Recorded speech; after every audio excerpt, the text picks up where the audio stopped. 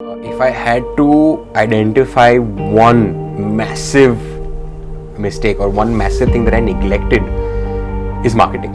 But as well as time goes, right, competition increases. People from this, so we're a small outfit in a small city in Baroda. Right. And sure, people might know us here, but people don't really know us outside. People move out of town eventually, and new people come in, and we weren't on the ball when it comes to capturing that new audience.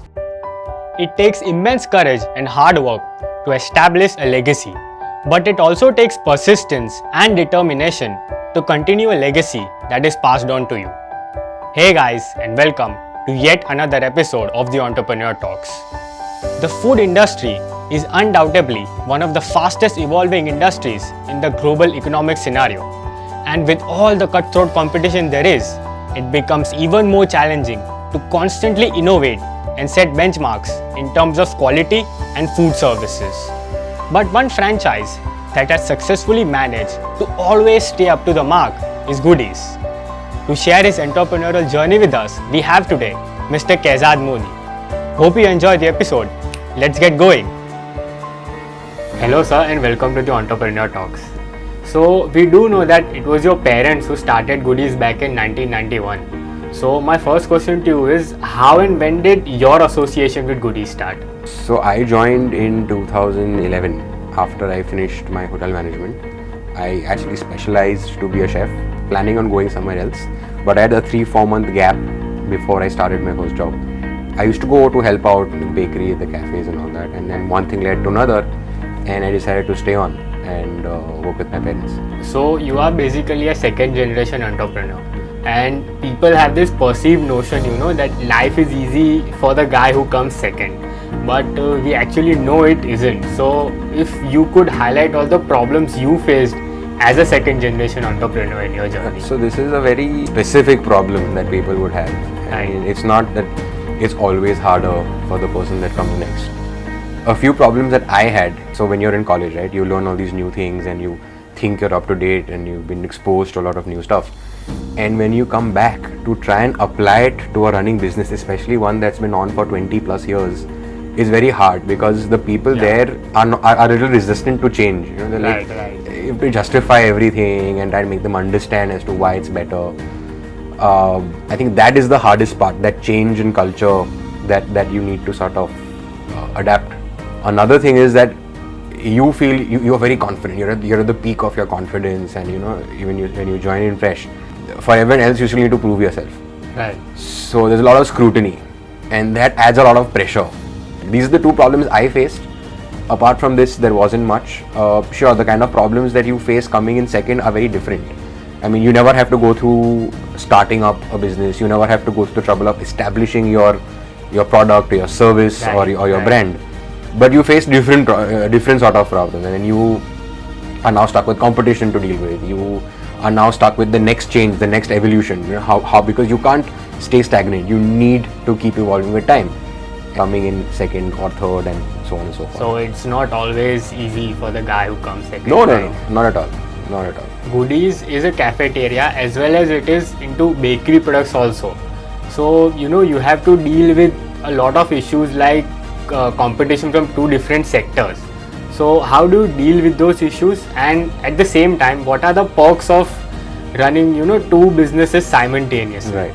So the unique thing is that we have two very different services and two very different experiences that we're trying to sell, and fortunately they both complement each other. So I wouldn't say that it's one way looking at it is that there is no competition doing exactly what we're doing, because we're a cafe on one end.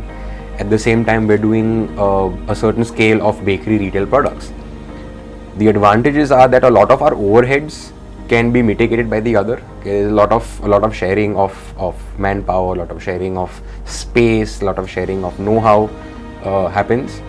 At the same time, there are certain, for example, in your cafe, right, you have certain time periods, times of the day, times of the year, where you see a peak in your volumes and you see a dip in your volumes. Right.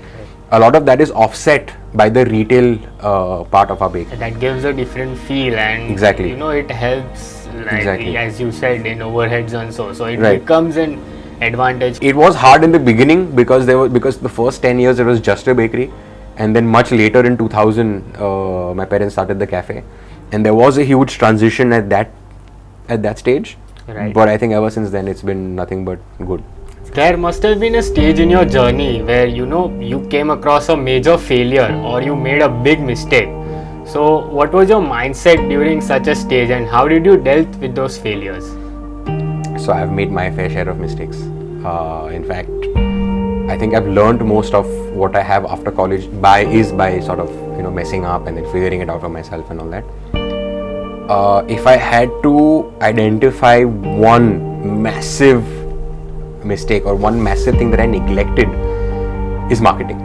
But as well as time goes, right, competition increases. People from this, so we're a small outfit in a small city in Baroda. Right.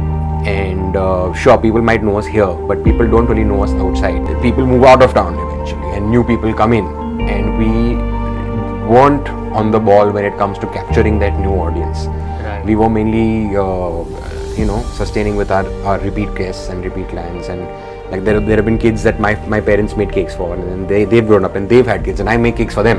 Right. But what about the other 50 people that moved here in the time, right? So that is something that we felt we sort of missed the bus on.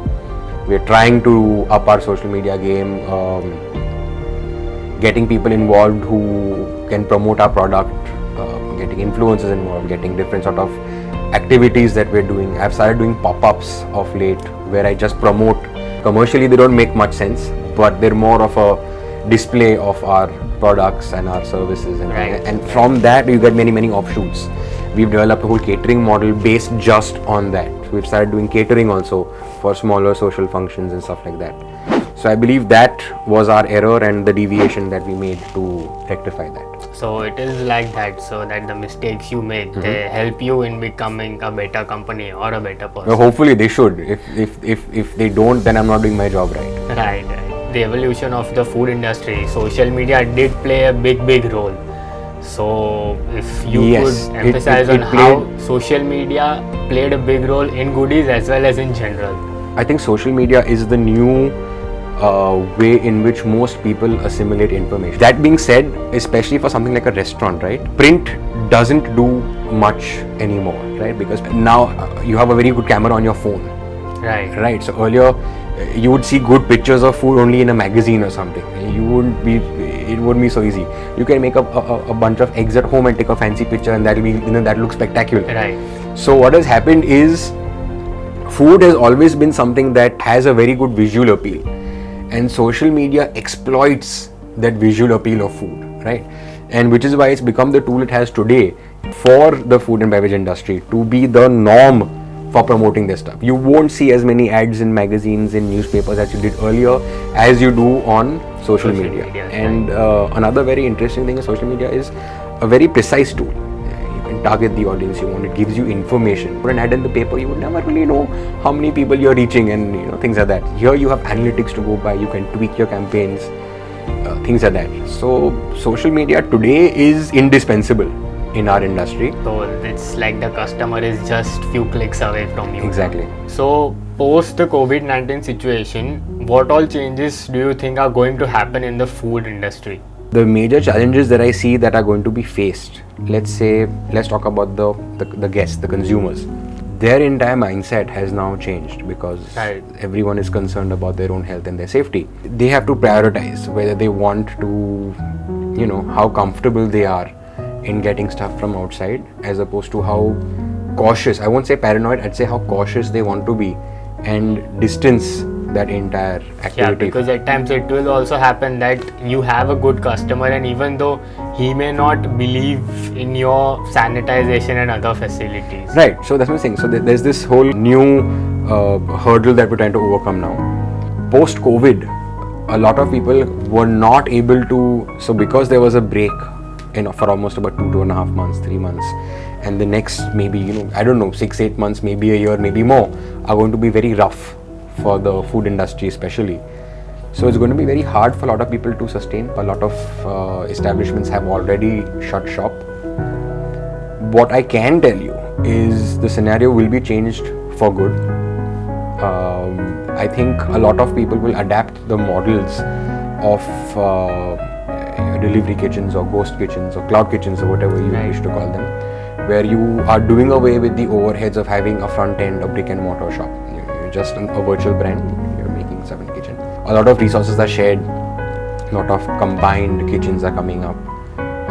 We are also downsizing most of our outlets. We are not going to be encouraging dining in, at least for the next few months. We may reopen dining in afterwards, depending on the scenario. But right now, we want to focus on takeaway delivery, and that's about it. So finally, any advice you would like to give to the budding entrepreneurs who are willing to set their foot in the food industry? The hospitality industry, something that is not very easy to get into, in the sense it's a very different lifestyle for you. It's a service oriented industry, of course, and you need to be available to your guests almost during every single festival, holiday, so you can scratch off all your vacations and your chuttis and all that. So that's one very hard change that people need to be prepared for. I see a lot of people who get into this not knowing. I'm not trying to discourage people, I just want people to be aware of what this entails. I think that's the hardest thing, the change in lifestyle. Other than that, it's like any other business. You put in your hours, you do a good job, you will be successful. I'd advise people to try and get some experience somewhere good. I mean, if they have a benchmark that they would like to set before they get into this, they should go to a place with a similar benchmark and learn the ropes there, and then get into their own business. Thank you so much, sir. It was great to have you on the Entrepreneur Talks, and I hope this talk is helpful for the people who are willing to set their foot in the food industry. Pleasure is all mine, and I wish you all the very best. I hope you guys do a good job and look forward to seeing you out there.